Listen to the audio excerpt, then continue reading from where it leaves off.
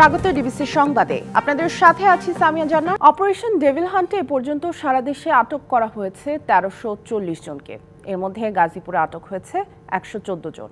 গাজীপুরের সাবেক মন্ত্রী আকম মোজাম্মেল হকের বাড়ি ভাঙচুর, সেখানে ছাত্র জনতার উপর সন্ত্রাসী হামলার প্রতিবাদ। এরপর সার্বিক পরিস্থিতি মিলিয়ে যৌথ বাহিনীর অভিযান পরিচালনার সিদ্ধান্ত নেয় সরকার। নাম দেয়া হয় অপারেশন ডেভিল হান্ট। শনিবার রাত থেকে গাজীপুর সহ সারা দেশে শুরু হয় অভিযান। গুরুত্বপূর্ণ রাস্তায় কঠোর নিরাপত্তার সাথে তল্লাশি চালায় আইন শৃঙ্খলা রক্ষাকারী বাহিনী। ডেভিল শেষ না হওয়া পর্যন্ত অভিযান চলবে, রবিবার জানিয়েছেন স্বরাষ্ট্র উপদেষ্টা অবসরপ্রাপ্ত লেফটেন্যান্ট জেনারেল জাহাঙ্গীর আলম চৌধুরী। গাজীপুরের শ্রীপুরের একটি বাসা থেকে সিরাজগঞ্জ ৬ আসনের সাবেক এমপি চয়ন ইসলামকে গ্রেপ্তার করেছে পুলিশ। এ সময় জিজ্ঞাসাবাদের জন্য আটক করা হয় তার দ্বিতীয় স্ত্রী জ্যোৎস্না খানমকে। মধ্যরাতে তেলিহাটি ইউনিয়নের টেপির বাড়ি গ্রামে খায়রুল ইসলাম মিলনের বাড়ি থেকে তাদের ধরা হয়। শ্রীপুর থানার ভারপ্রাপ্ত কর্মকর্তা জানিয়েছেন, দ্বিতীয় স্ত্রী জ্যোৎস্না খানমকে নিয়ে চয়ন ইসলাম ওই বাড়িতে ২ মাস আত্মগোপনে ছিলেন। বৈষম্য বিরোধী ছাত্র আন্দোলনের সদস্যরা চয়ন ইসলামের অবস্থান জানতে পেরে পুলিশে খবর দেয়। এরপরই সেখানে অভিযান চালিয়ে তাদের ধরা হয়।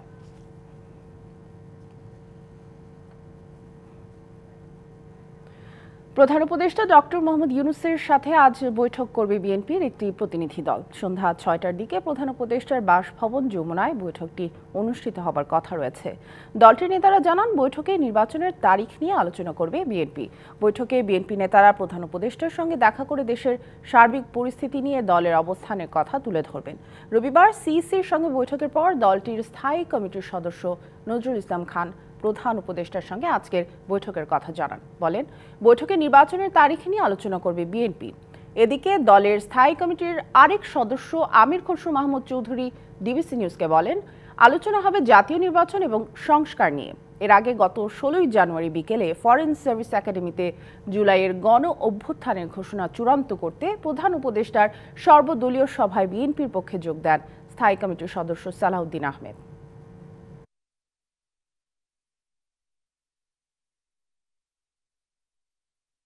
যেহেতু এই নির্বাচন ঘোষণার দায়িত্ব এখন সরকারের, তারিখ ঘোষণার বা করার, মানে কখন হবে এটা বলা, তারপরে শিডিউল ঘোষণা তো তারাই করবে, নির্বাচন কমিশন করবে। প্রধান উপদেষ্টার সঙ্গে আমাদের একটা আলোচনা আছে, আমরা সেখানে প্রসঙ্গ নিয়ে আলোচনা করব। দুবাইয়ে ১১ থেকে ১৩ই ফেব্রুয়ারি অনুষ্ঠিত হতে যাচ্ছে ওয়ার্ল্ড গভর্নমেন্ট সামিট। এতে অংশ নেবেন বাংলাদেশের প্রধান উপদেষ্টা ডক্টর মোহাম্মদ ইউনূস। তার এই সফর ঘিরে উচ্ছ্বসিত প্রবাসীরা। তাদের প্রত্যাশা, এর ফলে দীর্ঘদিনের ভিসা জটিলতা নিরসন হবে। ৩০টি দেশের রাষ্ট্র বা সরকার প্রধান, ১৪০ দেশের প্রতিনিধি, শতাধিক প্রতিষ্ঠান অংশ নেবে এবারের ওয়ার্ল্ড গভর্নমেন্ট সামিটে।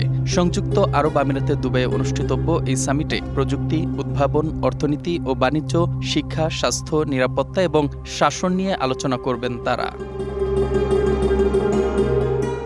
এই সামিটে অংশ নেবেন প্রধান উপদেষ্টা ডক্টর মোহাম্মদ ইউনূস। আর তাই প্রবাসী বাংলাদেশিরা আশায় বুক বেঁধেছেন। তাদের দাবি, বাংলাদেশের জুলাই আন্দোলনে আমিরাতে সাজাপ্রাপ্ত ১৯৬ জনকে যেন আবারও দেশটিতে পাঠানো যায়। ডক্টর ইউনূসের সুপারিশে তাদের সাজা মওকুফ করে দেশে ফেরত পাঠানো হয়। যদি ভিসাটাকে ওপেন করা হয়, এর মাধ্যমেই ব্যবসা বাণিজ্য সহ প্রত্যেকটি জায়গায় সব সেক্টরে কাজ করা যাবে। ডক্টর ইউনূস ঐতিহাসিকভাবে এখানকার মহামান্য রাষ্ট্রপতি শেখ মোহাম্মদ বিন জায়েদ আল নাহিয়ান এবং প্রধানমন্ত্রী শেখ মোহাম্মদ বিন রাশেদ আল মকতুমের সাথে ব্যক্তিগত সম্পর্ক রয়েছে। সেই হিসাবে এখানে ওনার সফর অত্যন্ত গুরুত্ব বহন করে। এছাড়া দীর্ঘদিন যাবৎ সংযুক্ত আরব আমিরাতে বাংলাদেশের বন্ধ থাকা ভিসা চালু, স্থানান্তর ও সহজীকরণ করা সহ নানা জটিলতা নিরসন হবে। আমাদের প্রধান সমস্যা প্রবাসী ব্যবসায়ীদের হচ্ছে বিষয় সমস্যা। আমরা যদি আমাদের মাননীয় উপদেষ্টা যদি আলোচনার মাধ্যমে সমাধান করতে পারেন, তাহলে আমাদের অনেক ভালো হবে। তার এই সফর ঘিরে বাংলাদেশে বাণিজ্যিক সম্ভাবনার পথ খোলারও প্রত্যাশা করছেন প্রবাসীরা। এইটা আমরা অনেক আশা নিয়ে বসে আছি। উনি আসলে ইনশাআল্লাহ এগুলো নিয়ে আলাপ আলোচনা করবে এবং এই দেশের সরকার আমাদেরকে আগেও সুযোগ দিয়েছিল, এখনো আবারও সুযোগ দেবে বলে আমি আশা করি। প্রবাসী বাংলাদেশিরা বলছেন, প্রধান উপদেষ্টার ব্যক্তিগত গ্রহণযোগ্যতা কাজে লাগিয়ে আন্তর্জাতিক রাজনীতিতে বাংলাদেশের অবস্থান দৃঢ় করার এখনই সময়।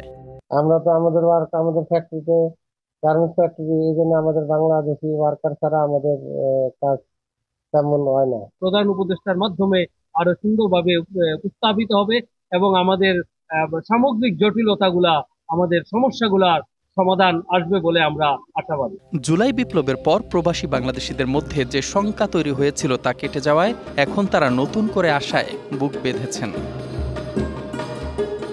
DBC news desk. কুষ্টিয়ায় দীর্ঘদিন ঘাপটি মেরে থাকা চরমপন্থী সন্ত্রাসীরা খোলস ছেড়ে বের হওয়ার চেষ্টা করছে। বিশেষ করে ঠিকাদারি কাজের নিয়ন্ত্রণ নিতে সরকারি দপ্তরগুলোর পাশাপাশি কাজের সাইডে বোমা হামলার মতো ঘটনায় উদ্বেগ ও আতঙ্ক বাড়ছে। দ্রুত এসব চরমপন্থীদের চিহ্নিত করে আইনের আওতায় আনার দাবি স্থানীয়দের। ৩রা ফেব্রুয়ারি পানি উন্নয়ন বোর্ডের প্রাচীর ঘেঁষে ডিউটি করছিলেন আনসার সদস্য মামুন। বেলা ২টার দিকে ২ রাউন্ড গুলির শব্দে আঁতকে ওঠেন তিনি। ছুটে আসেন অনেকেই। পরে সামাজিক যোগাযোগ মাধ্যমে ছড়িয়ে পড়া ফুটেজে দেখা যায় গুলি ছোড়ার পর পালিয়ে যাচ্ছে সন্ত্রাসীরা। হঠাৎ মনে করেন দুটা শব্দ হয়, আতঙ্ক ছড়ানোর পরে আমরা সেখানে যাই যে এখানে কেউ আছে কিনা, তখন তারা দেখতে পাই নাই। পরে আইনশৃঙ্খলা বাহিনী ও গঙ্গা কপোতাক্ষ সেচ প্রকল্পের কর্মকর্তারা জানতে পারেন তারা চরমপন্থী দলের সদস্য। ঠিকাদারি কাজের ভাগ ও নিয়ন্ত্রণ নিতে ত্রাস সৃষ্টি করতেই গুলি চালায় তারা। এ ঘটনার পর থেকেই ছড়িয়ে পড়ে আতঙ্ক। আমরা পুলিশ প্রশাসন এবং জেলা প্রশাসনকে আমরা টেলিফোনিকভাবে এটা অবহিত করি।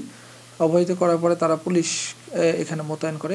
এর আগেও গেল ২২শে ডিসেম্বর রাতে গড়াই নদীতে ড্রেজিং প্রকল্পের একটি ড্রেজারে হানা দেয় চরমপন্থী সন্ত্রাসীরা। চাঁদার দাবিতে বন্ধ করে দেয় কাজ। এছাড়াও ৩১শে জানুয়ারি দৌলতপুর উপজেলায় সেতু নির্মাণ কাজের শ্রমিকদের থাকার ঘরে বোমা হামলা চালায় সন্ত্রাসীরা। ঠিকাদারি কাজের নিয়ন্ত্রণ, কমিশন ও চাঁদা আদায় করতেই এসব হামলা বলছেন ঠিকাদার ও কর্মকর্তারা। ট্রেজারি স্টাফদের চাপাতি বিভিন্ন ধরনের ধারালো অস্ত্র নিয়ে যে হুমকি ধামকি দিয়ে ড্রেজিং কাজ বন্ধের একটা পরিকল্পনা। আগে যখন আমরা কাজ টাজ করছি আমাদের লাইসেন্স ছিল, কিন্তু এই আওয়ামী লীগের সময় ওরা কিছু নির্দিষ্ট লাইসেন্স তৈরি করে দিছে, তো ওই সময় তারাই কাজ করছে। আইনশৃঙ্খলা বাহিনীর দুর্বলতার সুযোগে চরমপন্থীরা আবারও মাথাচাড়া দিয়ে উঠছে মত সচেতন মহলের। অবৈধ যে সমস্ত বাহিনী টাহিনী বা আন্ডারগ্রাউন্ড যে সমস্ত সংগঠনগুলো ছিল বা বিভিন্ন জায়গায় আছে, তারা একটু তৎপর হয়ে গেছে। এসব ঘটনা আমলে নিয়ে তদন্ত করার কথা বলছে পুলিশ। কয়েকটা নাম পেয়েছি, আমরা সেটা গোপনে তদন্ত করছি, আমাদের তদন্ত অব্যাহত আছে এবং জিকে যে একটা লিখিত অভিযোগ যে তারা ভীত সন্ত্রস্ত আছে, আমরা সে ব্যাপারে সেখানে টহল বাড়িয়েছি। উন্নয়ন কাজ সচল রাখার পাশাপাশি চরমপন্থীদের অপতৎপরতা কঠোর হাতে দমনের দাবি স্থানীয়দের। DBC news desk. প্রায় ২.৫ মাস থেকে ভারতের ও ভুটানের পাথর না আসায় স্থবির হয়ে পড়েছে পঞ্চগড়ের বাংলাবান্ধা স্থলবন্দর। দেশ দুটিতে ট্রাকের স্লট বুকিং আর শ্রমিকদের পাথর খালাসের খরচ নিয়ে জটিলতায় এ পরিস্থিতির সৃষ্টি। এদিকে পাথর আমদানি বন্ধ থাকায় বিপাকে পড়েছেন ব্যবসায়ীরা, আর কাজ হারিয়ে অসহায় দিন কাটাচ্ছেন ৫ শতাধিক শ্রমিক। বন্দরে কমেছে রাজস্ব আয়ও, তবে শিগগিরই সংকট কাটবে আশা বন্দর কর্তৃপক্ষের। পঞ্চগড়ের বাংলাবান্ধা স্থলবন্দরে ভারত ও ভুটান থেকে পাথর আমদানি বন্ধ থাকায় স্থবির হয়ে পড়েছে। চিরচেনা বন্দরটিতে নেই কর্মচাঞ্চল্য, অলস সময় কাটাচ্ছে শ্রমিক সহ ব্যবসায়ীরা। ব্যবসায়ীরা বলছেন, ভুটান থেকে ট্রাকগুলোকে স্লট বুকিং এর আওতায় আনতে ভারতের ফুলবাড়ি বন্দরে চালকদের আন্দোলন চলছে। এর কারণে গত ২রা জানুয়ারি থেকে পাথর রপ্তানি বন্ধ রেখেছে ভুটান। অন্যদিকে ভারতের স্থলবন্দরে শ্রমিকদের পাথর খালাস খরচ ও ট্রাক ভাড়া সংক্রান্ত জটিলতায় ১৮ই নভেম্বর থেকে পাথর আমদানি বন্ধ রয়েছে। আমাদের পোর্টটা আসলে মূলত ভুটানের পাথর ভালো এবং কোয়ালিটি সম্পন্ন হওয়াতেই পোর্টটা কিন্তু ভালো চলতেছে, কিন্তু ইন্ডিয়ার পাথরটা আসলে ভালো না, এটার কালারও ভালো না, মানও ভালো না। ভারত এবং ভুটানের পাথর আমদানি না হওয়ার কারণে বাংলাদেশ স্থলবন্দরে একবারে জনমানব শূন্য হয়ে গেছে।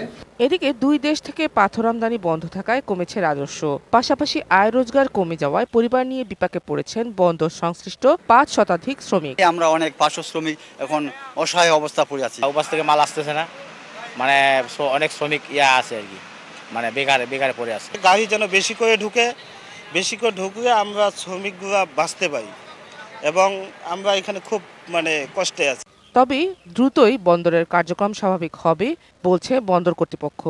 ভারত এবং ভুটান উভয়ের যে দ্বন্দ্ব, এই সমস্যাটা সমাধান হলে আমরা আশা করছি যদি ভুটান এবং ভারত থেকে স্বাভাবিকভাবে পাথর আসতে পারে, তাহলে খুব শীঘ্রই আমাদের বন্দরের আমদানি রপ্তানি কার্যক্রম স্বাভাবিক হবে। বাংলাবান্ধা স্থলবন্দর দিয়ে যেসব পণ্য আমদানি হয় তার ৯৫%ই পাথর। স্বাভাবিক সময়ে ভারত ও ভুটান থেকে প্রতিদিন অন্তত ৩৫০টি ট্রাকে পাথর আমদানি হয়। এছাড়া ভারত ও নেপাল থেকে স্বল্প পরিসরে চা প্রক্রিয়াকরণের যন্ত্রাংশ, চিটাগুড়, আদা ও পেঁয়াজ আমদানি হচ্ছে। আর বাংলাদেশ থেকে কাঁচা পাট, গ্লাস, ওষুধ, ব্যাটারি, খাদ্যপণ্য, টিস্যু পেপার সহ বিভিন্ন পণ্য ভারত ও নেপালে রপ্তানি করা হয়। DBC news desk. খুলনায় কীটনাশক ছাড়াই আমন ধান চাষে সফলতা এসেছে। বাংলাদেশ ধান গবেষণা ইনস্টিটিউট গাজীপুরের কীট তত্ত্ব বিভাগের গবেষণার বাস্তবায়নের মধ্য দিয়ে এই সফলতা এসেছে। আর সফলতার মধ্য দিয়ে কৃষকের কীটনাশক খরচ যেমন কমেছে, তেমনি পরিবেশ বান্ধব ও স্বাস্থ্যসম্মত ধান উৎপাদনে সহায়ক হয়েছে। কীটনাশকের মাধ্যমে উৎপাদিত ফসল স্বাস্থ্য ঝুঁকির পাশাপাশি পরিবেশের ক্ষতিরও কারণ হয়ে দাঁড়িয়েছে। এই সমস্যা থেকে বেরিয়ে আসতে বাংলাদেশ ধান গবেষণা ইনস্টিটিউটের কীটতত্ত্ব বিভাগের গবেষণায় সফলতা মিলেছে। সাধারণত কীটনাশকের মাধ্যমে ক্ষতিকারক পোকামাকড়ের সঙ্গে উপকারী পোকামাকড়ও মরে যায়। তবে চাষের শুরু থেকে ৪০ দিন পর্যন্ত কীটনাশক ব্যবহার না করলে উপকারী পোকামাকড়ের সংখ্যা বেড়ে তা ক্ষতিকারক পোকামাকড় দমন করে। আমি কিভাবে কৃষকের দ্বারা নিরাপদ খাবার উৎপাদন করতে পারি, আমরা কীটনাশক ব্যবহার না করে অথবা পরিবেশ বান্ধবভাবে উপায়ে কিভাবে ব্যবহার করলে আমাদের ফলনটা ভালো হবে, একই সাথে পোকামাকড় দমন হবে। এবার আমন মৌসুমে খুলনার কৃষকদের মাঝে ছড়িয়ে দেওয়া হয়েছে এই চাষ পদ্ধতি। কীটনাশক ছাড়া এই পদ্ধতিতে ৭০ একর জমিতে চাষ করেছেন খুলনা জেলার শতাধিক কৃষক। সবচেয়ে বড় উপকার যে কৃষকের মিনিমাম 2 থেকে 3 বার কীটনাশক দেওয়ার থেকে সে বিরত থাকতেছে। এখন সারা বাংলাদেশের কৃষকরা যদি আমরা এই এর মধ্যে আনতে পারি তাহলে তো বিশাল একটা কীটনাশকের ব্যবহারটা কমে যাবে আর এই পরিবেশটা বিষমুক্ত হবে। কীটনাশকের খরচ কমে যাওয়ায় উৎপাদন ব্যয় সংকোচনে খুশি কৃষকরাও। যে এই বছর আমি কীটনাশক মাত্র একবার ব্যবহার করেছি, কিন্তু আমার ধান খুবই ভালো হয়েছে। কীটনাশক ব্যবহার না করেই আমার গত ৪-৫ বছরের প্রোডাকশনের রেকর্ড ছাড়িয়ে গেছে। এবার বিঘাতে আমি বিঘা প্রতি দিছিলাম দেখা যাচ্ছে ৫,০০০ করে, আর এইবার আমি একবারেই দিছি ৩২০০ টাকার ওষুধ। এই চাষ পদ্ধতি সারা দেশে ছড়িয়ে দিতে পারলে কীটনাশকের আর্থিক ক্ষতি থেকে রেহাই পাবে কৃষক। সেই সঙ্গে কীটনাশকের ক্ষতিকর প্রভাব থেকে পরিবেশ রক্ষা পাবে, কমে আসবে স্বাস্থ্য ঝুঁকিও। DBC news desk. Click ceiling fan, বিভিন্ন মডেলের কত ডিজাইন, এতে আছে ইউনিক ডিজাইনের অ্যালুমিনিয়াম ব্লেড, তাই বাতাস ছড়ায় প্রতিটি কোণায়। ক্লিক ফ্যান, প্রশান্তির হাওয়া ছড়িয়ে যাবে সবখানে। নেদারল্যান্ডস, জার্মানি, কানাডা, আমেরিকার মতো শীত প্রধান দেশে চাষ হয় লিলিয়াম ফুলের। এখন দেশেই বাগেরহাট জেলায় চাষ হচ্ছে এই বিদেশি ফুল। অল্প সময়ে চাষ করা যায় বলে আগ্রহী এলাকার চাষিরা। সরকারি সহায়তা পেলে এ ফুল চাষ করে বাণিজ্যিকভাবে লাভবান হওয়া সম্ভব বলছেন সংশ্লিষ্টরা। বীজ উৎপাদনকারী প্রতিষ্ঠান লালতীরের সহযোগিতায় নেদারল্যান্ডস থেকে আনা ২০০টি কন্দ এনে চাষ শুরু করেন বাগেরহাটের মোল্লাহাট উপজেলার গারফা গ্রামের তরুণ প্রকৌশলী ফয়সাল আহমেদ। পরীক্ষামূলকভাবে ১% জমিতে কন্দগুলো রোপণ করেন। ফুল আসতে সাধারণত ২ মাস সময় লাগলেও মাত্র ৩৪ দিনেই ফুল এসেছে বেশিরভাগ গাছে। লিলিয়াম ফুল সাধারণত সাদা, হলুদ, কমলা, গোলাপি, লাল ও বেগুনি রঙের হয়। এ জাতের ফুলে ৬টি পাপড়ি থাকে, যেগুলো বেশ ছড়িয়ে থাকে। এই ফুলের রয়েছে বেশ কিছু ঔষধি গুণ। ফয়সালের নার্সারি দেখে এই ফুল চাষে আগ্রহী হয়ে ওঠে স্থানীয় কৃষকরা। পড়াশোনার ফাঁকে ফাঁকে আমি যখনই সময় পাই তখনই এখানে আসি এবং এখানে যে বিভিন্ন ধরনের চারা উৎপাদন করে সেগুলো আমি দেখি এবং হাতে কলমে শিখি। এখানে এসে দেখি একটা বিদেশি ফুলটা দেখে আমার খুব ভালো লাগছে। বাগেরহাটে এই প্রথম দেখলাম। আমাদের বাংলাদেশে যে এভাবে সুন্দর একটা ফুল তৈরি হবে আসলে খুব ভালো লাগছে আমাকে। কৃষিতে ভিন্নতা আনা ও নতুন উদ্যোক্তা তৈরির জন্যই এই ফুল চাষ। ভবিষ্যতে যা লাভজনক হবে আশা এই উদ্যোক্তার। এখানে আসলে অবিশ্বাস্য একটা ফলন আমরা দেখেছি যে মাত্র ৩৩ দিনে। হ্যাঁ, ভবিষ্যতে অবশ্যই এটা বাণিজ্যিকভাবে করার একটা স্কোপ আছে, যেহেতু অল্প দিনে এই ফুলগুলো হয়ে যায়। জলবায়ু ঝুঁকিপূর্ণ জেলাটিতে লিলিয়াম ফুলের চাষ কৃষির জন্য সম্ভাবনাময় বলছে কৃষি বিভাগ। আমাদের এই এলাকায় যদি এরকম উদ্যোক্তা সৃষ্টি করা যায় তাহলে কিন্তু এই ফুল চাষের একটা ব্যাপক সম্ভাবনা রয়েছে। এটা যদি সরকারি পৃষ্ঠপোষকতা থাকে তাহলে আমাদের নতুন উদ্যোক্তা সৃষ্টি হবে এবং এই কন্দ সাপ্লাই পাওয়া গেলে দক্ষিণাঞ্চলে ফুল চাষের একটা ভালো সম্ভাবনা দেখা যায়। লিলিয়াম শীতপ্রধান দেশের ফুল হওয়ায় চাষ পদ্ধতি বেশ জটিল, তবে সরকারি সহযোগিতা পেলে এই ফুলের চাষ বৃদ্ধি পাবে বলে মনে করছেন সংশ্লিষ্টরা।